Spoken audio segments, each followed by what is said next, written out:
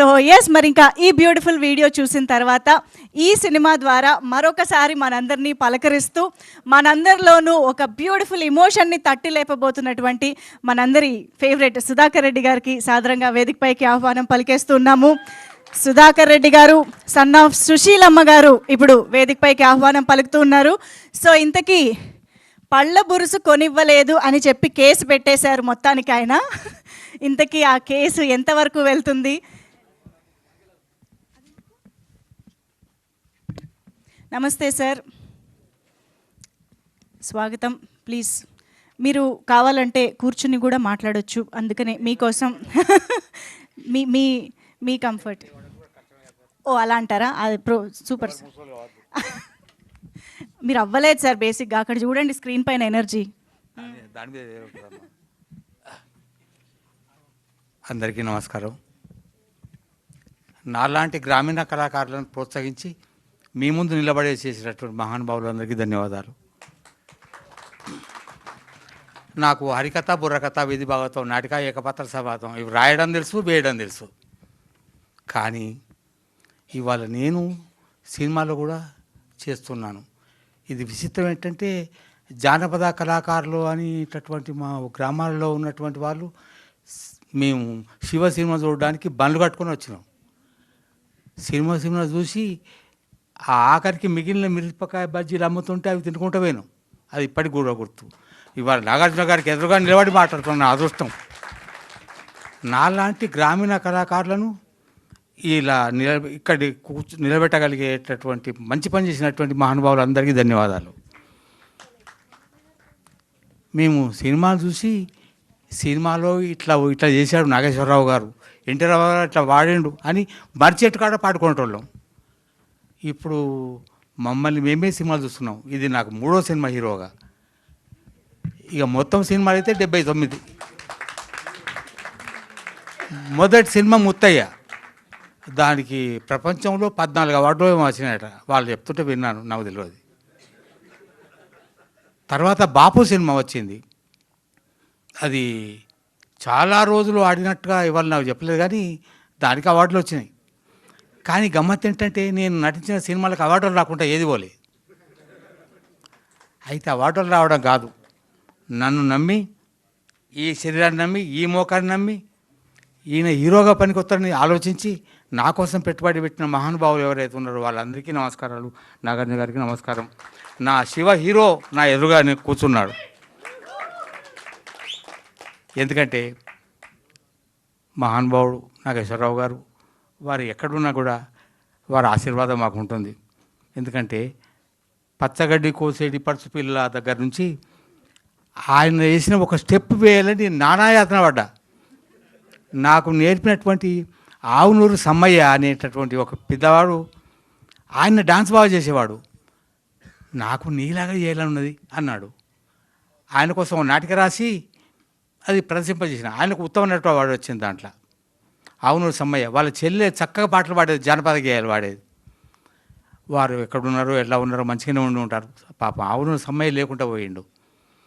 నేను 113 మంది మా క్లాస్మేట్లం. అందులో 13 మంది పోవడానికి సాక్ష్యం నేనే. పైన కాడ చూసిన. ఈ మిగతా 100 మంది ఎక్కడున్నారో తెలియదు నాకు. నేను 3 సార్లు 10th ఫెయిల్. కానీ నా దగ్గర చదివిన వాళ్ళు 40 సంవత్సరాల్లో ఒక్కరు 10th ఫెయిల్ కాలే. నేను ఇంగ్లీషులో లెక్కల్లో ఫెయిల్. నా దగ్గర చదివిన వాళ్ళు లెక్కల్లో ఇంగ్లీషులో కూడా ఫెయిల్ కాలే. వాడు పాస్ కావాల్సి సచ్చినట్టు పాస్ కావాల్సిందే. నేను ఫెయిల్ అయ్యి, నన్ను నమ్మిన వాళ్ళు పేరు గారు. నేను ఫెయిల్ అయితే కావచ్చు, కానీ నన్ను నమ్మిన వాళ్ళు, నన్ను నిలబెట్టిన వాళ్ళు, నన్ను మాట్లాడించిన వాళ్ళు ఫెయిల్ కావడానికి వీల్లేదు. అలా అనుకుంటాను మనసులో. అలాగే వాళ్ళకు విజయం కావాలని కోరుకుంటాను. ఆనంద్ గారు నన్ను నమ్మిండ్రు, నాగార్జున గారు నన్ను నమ్మిండ్రు. దీనికి ఆర్థికంగా ప్రోత్సహించి వినోద్ గారు, కెమెరామెన్ గారు కూర్చుండి ఒక్కొక్కసారి మా అమ్మ ఎట్లా నిలబెట్టిందో అట్లా నిలబెట్టి, నాకు మేకప్ వేసేటోళ్ళు కూడా మా అమ్మ తర్వాత అంత మెల్లగా దువ్వింది వీళ్ళే. మిగతా చోట్ల అంత సౌకర్యంగా లేదు. అట్లాగే నాకు ధోతి కట్టినప్పుడు కూడా మా అమ్మ కట్టేది, నాకు లాగు తొడిగేది. నాకు ఇక్కడ కూడా అట్లా అనిపించింది. అచ్చమ్మ అమలా తర్వాత దువ్వింది వీలే అనిపించింది. అయితే ముత్తయ్యలో బాపులో నాకు అట్లా జరగలేదు. కట్టుకోవా ఈ దోతి కూడా మేము కట్టాలనా అన్నోళ్ళు. నేను కట్టుకుంటలే. దోతి కట్టడం నాకు రోజు జీవితం అంతా టీచర్గా దోతి కట్టుకోవాలి, ఆ షర్ట్ వేసుకొని పోవాలి, తువాలు వేసుకోవాలి, బొట్టు పెట్టుకోవాలి. అవి లేకపోతే మేము టీచర్గా పరిగినాం అక్కడ. అలా జీవించినటువంటి వాడిని. జీవితంలో ఏది చేయాలనుకున్నానో అది చేశాను. నాకు శంకర్లింగం గారు మొదటి ప్రోత్సహించారు. మా జూపాక గ్రామస్తుడు శంకర్లింగం గారు. వారు నాటకం ఆశాజీవి నాటకం వేశాడు. ఆయన సినిమా యాక్టర్ కావాలని కష్టపడి వచ్చాడు. హైదరాబాద్కి వచ్చి చాలా ఇబ్బంది పడి వెనక్కి వచ్చాడు. కానీ వారు నన్ను ప్రోత్సహించినటువంటి వాళ్ళు వారొకరు అరుట్ల రంగాచార్యులు గారని మా మాస్టారు. వారు నాకు కవిత రాయడం, నాటకాలు వేయడం నేర్పించారు. మా సార్లందరూ కలిసి నాటకాలు వేశారు. గమ్మత్ ఏంటంటే ఒకసారి మా రామరత్న సార్ అని నెహ్రూ గారు తన 18వ ఏట తన 5 బాలబాలికలతో కలిసి ఆడుకునేవాడు. అందువలనే ఆయన ప్రధానమంత్రి అయ్యాను అన్నాడు. సార్ 18వ ఏట నెహ్రూ గారు తన 7 బాలబాలికలతో ఆడుకున్నాడా? మాతో ఆడుకోరు సార్, మేము కూడా ప్రధానమంత్రి ఆడుతాం అన్నాం. అంటే ఆయన తిట్టకుండా తిట్టిండు. దుర్మార్గుడా, దూర్తుడా, నేను నెహ్రూ గారి చేత నువ్వు గట్లా అంటావరా అంటే, సార్ 18వ ఏట తన 7 బాలబాలికలతో ఆడుకునేవాడు ప్రధానమంత్రి కాకపోతే ఏమవుతాడు సార్? తిట్టండి సార్, మీరు ఎన్న తిట్టండి. ఆఖరికి ఆయన తెలుగు పరీక్ష జరుగుతుంటే నకల్ చీట్ అందించడానికి వచ్చి ఇది ఒక్క పద్యం రాయరా పాస్ అవుతావు అన్నాడు.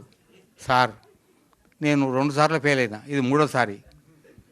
నేను ఫెయిల్ అయినా మంచిగా నకలు కొట్ట సార్ అని కొట్టలే, పాస్ అయినా. మొదటి 3 సార్లు ఫెయిల్ అయినా, 4వసారి పాస్. కనుక నకలు కొడితే బాగుపడలే. కానీ ఇక్కడ మాత్రం నటుడిగా నకలు కొడితే సక్సెస్ అవుతాం.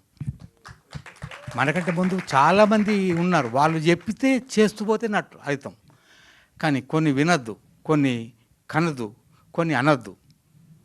వినిపించేది, కనిపించేది, అనిపించేది నిజాలు జీవితానికి పనికొస్తాయి. కానీ అబద్ధాలు కూడా జీవితానికి పనికొస్తాయి. కనిపించొద్దు, అనిపించొద్దు, వినిపించొద్దు, అది ఇక్కడ పనికొస్తుంది. మహానుభావులు నన్ను బలగం సినిమాలో వేసింది చిన్న వేషం, నువ్వు ఇంక కొత్త బతికితే బాగుండే ఆ సినిమాలో అన్నవాళ్ళు ఉన్నారు. ఇప్పుడు చూడండి, దీనిలో మొత్తం బతుకుతా. బలగం సినిమాలో ఒక్క డైలాగుకే గంత చేసినావు, మొత్తం సవంత చూపెట్టావు. నేను ఎత్తుకపోతా అంటారు అందరూ, హీరో కూడా ఎత్తుకపోతాను నిన్ను అంటే. ఇప్పుడు ఎవరు ఎత్తుకపోరా నన్ను? మా దర్శకుడు ఎత్తుకపోవాలి ఇక్కడ దిగినాక. కానీ ఇప్పుడు అందరూ సినిమా చూస్తారు, నవ్వుతారు, ఏడుస్తారు. ఒకసారి మీ చెప్పింది ఇప్పుడు ఇందాక విన్నాను, మీ అమ్మా నాన్నల గురించి చెప్పని అన్నారు. మీ అమ్మ నాన్న గురించి కాదు, మా తాత ముత్తాత గురించి దగ్గర చెప్తా. మా తాత గురించి తెలుసుకోవాలని కోరిక పుట్టి, మా తాత పేరు ఎల్లారెడ్డి. ఆయన భార్య పేరును తెలుసుకోవడానికి 4 రోజులు ప్రయత్నం చేస్తే ఆమె పేరు లక్ష్మీదేవమ్మ అని తెలిసింది. వాళ్ళ అవ్వగారు ఊరికి పోయిన. ఆమె ఎవరో తెలియని వాళ్ళు ఉన్నారు అక్కడ. ఆమె కొడుకు పేరు మల్లారెడ్డి, రామిరెడ్డి, నాకు పూర్తి మర్చిపోతాను. ఎల్లారెడ్డి, మల్లారెడ్డి భార్య పేరు బుచ్చిరామమ్మ. ఆయన కొడుకు పేరు లింగారెడ్డి భార్య పేరు వీరమ్మ. వారు నా తాతమ్మ. వాళ్ళ కొడుకు మా నాయన, ఆయన పేరు రాజిరెడ్డి, మా అమ్మ పేరు సుశీలమ్మ. నేను సుధాకర్ రెడ్డి, మా ఆవిడ పేరు శారద. ఇక్కడి వరకు తెలుసు. ఇక అంతకంటే ముందు పోతే ఇక నేను పోతే తెలుస్తుంది. ఇప్పుడు తెలియదు నాకు. అయ్యా, ఈ పల్లబుర్స అనే సినిమా పేరు పల్లబుర్స అన్నోళ్ళు ఉన్నారు. కానీ ఈ సినిమా చూసి ఈ పల్లబుర్సు మనం మర్చిపోయినావా, పల్లబుర్సు ఇన్ రాలేదా నాకు అనుకోవటంలో ఇప్పుడు చూస్తారు. పల్లబుర్సు కూడా సినిమా పేరా అని అర్థం చేసుకుంటారు. ఈ పల్లబుర్సు కనిపించేది చిన్నగానే ఉన్నది, అనిపించేది, వినిపించేది, అనిపించేది ఇంకా వేరే చాలా ఉన్నాయి. అది ఇప్పుడు నేను చెప్పలేను, మీకు తెలుసు. కనుక హీరో శివ గారు, మా నాగార్జున గారు, వారే ఇక్కడ ఉండి నాతో మాట్లాడిస్తున్నారు. వారు నన్ను హీరోగా నిలబెట్టినరు, కనిపించేలాగా, అనిపించేలాగా, వినిపించేలాగా చేసినారు. మా అమ్మాయి నాతో కష్టపడి తీసుకొస్తుంది ఇక్కడికి, అమ్మ దిగుదాం మాట్లాడదాం.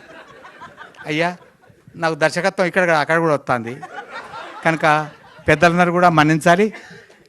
నేను మాట్లాడాలన్నది చాలా 40 సంవత్సరాలు డిమాస్టర్గా పనిచేసిన కదా, మైకు పట్టుకుంటా వదలకుండా మాట్లాడిన వాడిని 40 సంవత్సరాలు చాలా కష్టపడ్డా. అది ప్రైవేట్ స్కూల్ కనుక 60 సంవత్సరాలు కాగానే దీపం అన్నారు. 2016లో రిటైర్మెంట్ అయినా. రిటైర్మెంట్ అయ్యాక నాటకాలు వేసేవాడిని, నాటకాలు రాసేవాడిని, నాటకాలు వేయించేవాడిని, డాన్సులు చేసేవాడిని, డాన్సులు చేయించేవాడిని. కానీ అక్కడి నుంచి వచ్చినాక 2016 తర్వాత నేను నాటకాలు వేయడానికి వెళ్ళలేదు. నాటకానికి సినిమాలకు అందంగా ఉండాలి, పొడుగా ఉండాలి, లావుగా ఉండాలి, స్పీడ్గా నడవాలి. ముసలు అయినాక ఎవరు ముసలు కాకండి, నడవలేరు. ఆ కష్టాన్ని అనిపిస్తున్నాయి, వినిపిస్తున్నాయి. కనుక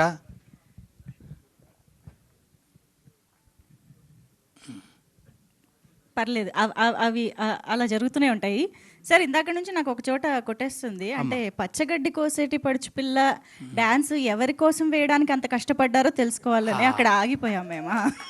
సినిమాలో ఎట్లా చేసి నాగేశ్వరరావు గారు అంతేనా, లేకపోతే ఏదైనా పడుచు పిల్ల కోసం నేర్చుకున్నారా అని? మా స్కూళ్ళల్లో పడుచు పిల్లల గురించి ఆలోచించడానికి అవకాశం లేదమ్మా. హెడ్ మాస్టర్ నా కర్మగాలి, హెడ్ మాస్టర్ కాకపోతే వేరే విషయం అమ్మ.